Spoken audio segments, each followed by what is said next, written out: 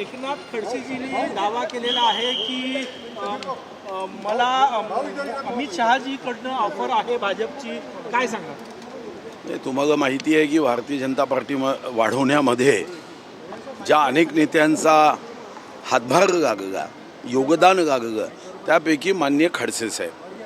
ठीक आहे, काही समस्या निर्माण झाल्या, अडचणी निर्माण झाल्या. 40 वर्ष त्यांनी भारतीय जनता पार्टीच्या विस्तारासाठी काम केलं आहे. आता त्यांना सन्माननीय अमितभाईंनी भारतीय जनता पार्टीमध्ये येण्याच्या संदर्भात काही चर्चा केली असेल तर मला माहीत नाही.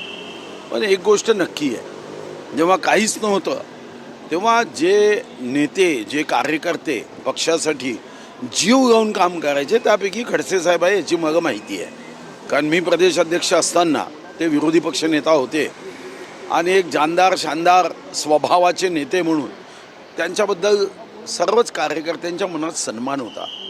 काळाच्या ओघात काही घटना घडल्यात आणि ते पक्षाच्या बाहेर गेले, तेव्हाही मी आपल्याला सांगितलं होतं की त्यांनी पक्षाच्या बाहेर जाणं, पक्ष वाढेल, मोठा होईल याबद्दल शंका नाही.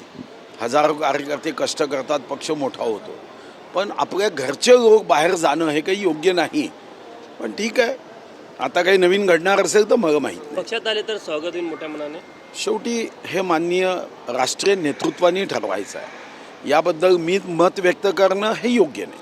देवेंद्रजी मुख्यमंत्री म्हणून विक्रम केलेला आहे, पवारांना मागे टाकलं, तिसरे लॉंगेस्ट सर्व करणारे मुख्यमंत्री झाले.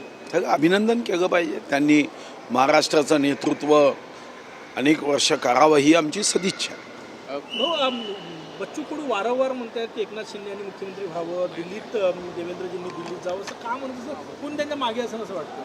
नाही, कोणी मागे नसतं, प्रेमापोटी प्रत्येकाला वाटतं. आता संजय राऊतांना बावनकुळे साहेबांबद्दल प्रेम आहे तर ते बावनकुळे साहेबांबद्दल बोलतात, कोणी एकनाथ शिंदे साहेबांच्याबद्दल बोलतात.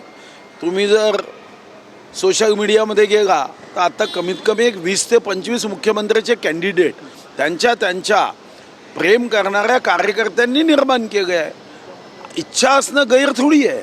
म्हणजे आपण कोणी इच्छाच व्यक्त करू नये असं म्हणणं योग्य नाही आहे. बच्चू कडूंना वाटलं, त्यांनी नाव घेतलं म्हणून आता काय त्यांच्यावर राग करता का? उद्धवजींचं 18 जुलैला नागपुरात आंदोलन आहे, जे मंदिर निवडलं रामनगरचं, त्याचे देवेंद्रजी आजीवन सदस्य आहेत. त्याच मंदिरात त्यांचं दान चोरी विरोधातलं हे रामरक्षा पठणाने आंदोलन होणार आहे. मंदिराचे कोणी आजीवन सदस्य नाही, जीवनच प्रभू राम देतो.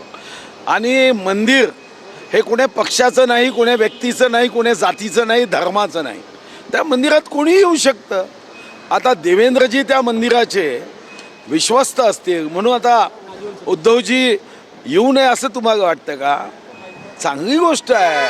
प्रभू रामाचं नाव उद्धवजींनी घ्यावं, प्रभू रामाचं नाव सोनियाजींनी घ्यावं, प्रभू रामाचं नाव राहुल गांधींनी घ्यावं.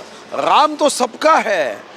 प्रभू रामाच्या नावाने मला वाटतं की प्रत्येकाचं जीवन हे निश्चितपणे आनंदी, सुखी, समाधानी होतं. मग यामध्ये कुठं पक्ष आहे काय? प्रभू राम भाजपचा आहे का फक्त?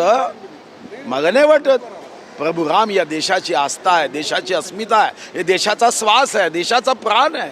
तुम्ही कोणत्याही जाती धर्माचे असू द्या, प्रभू रामाचं नाव घेण्याचा अधिकार आहे आणि प्रत्येक मंदिरात जाण्याचा अधिकार आहे. भाऊ, वारकऱ्यांनी पुन्हा वारकऱ्यांना ट्रकने उडवल्याची घटना घडली. वारंवार अशा घटना दरवर्षी घडत असतात. काय काळजी घेतली पाहिजे.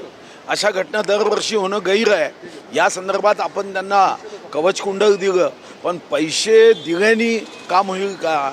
आता मीही माझ्या जिल्ह्यातल्या एका वारकऱ्याचं असंच अपघाती निधन झाल्यावर 4 लाख रुपये आम्ही नेऊन दिले. पण त्याच्या कुटुंबात तो भक्तिरस, तो भक्तिभाव, अध्यात्माचं केंद्र असणारा तो वारकरी पुन्हा येणार आहे का हो? म्हणून काळजी घेतली पाहिजे. लाडक्या बहीण सपकाळ यांनी टीका केलेली आहे की सर्वांना संपवून टाका, हाच भाजपचा रोडमॅप असल्याचं ते म्हटलं. ठीक आहे, ते त्यांचं व्यक्तिगत मत आहे, त्याच्यावर प्रतिक्रिया काय द्यायची?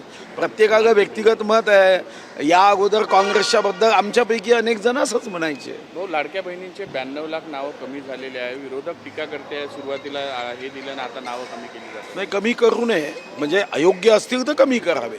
पण 92 लाख जर नावं मला माहिती नाही कमी झाले असेल तर याचं एकच कारण आहे, EKYC योग्य अजून मुदत वाढवण्याची आवश्यकता आहे. EKYCची मुदत वाढवली तर हे नावं योग्य पद्धतीने येऊ शकते. खासदार विनायक राऊत यांच्या विरोधात गुन्हा दाखल झालेला आहे. त्यांच्या सुनेनं गंभीर ही केले आरोप केलेले आहे. असं आहे, त्यांचं कौटुंबिक आपल्याला माहिती नाही आहे.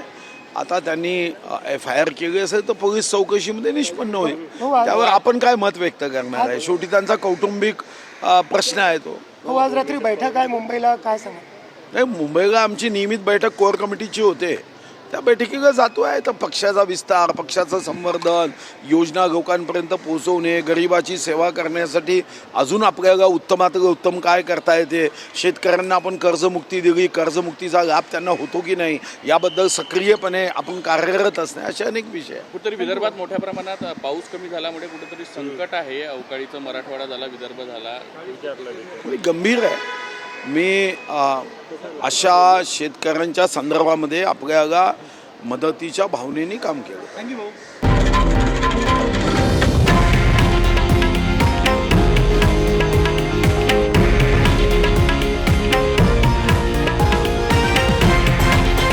हे आहे देशातील नंबर 1 न्यूज नेटवर्क आणि आपण पाहत आहात TV9 मराठी, एकमेव.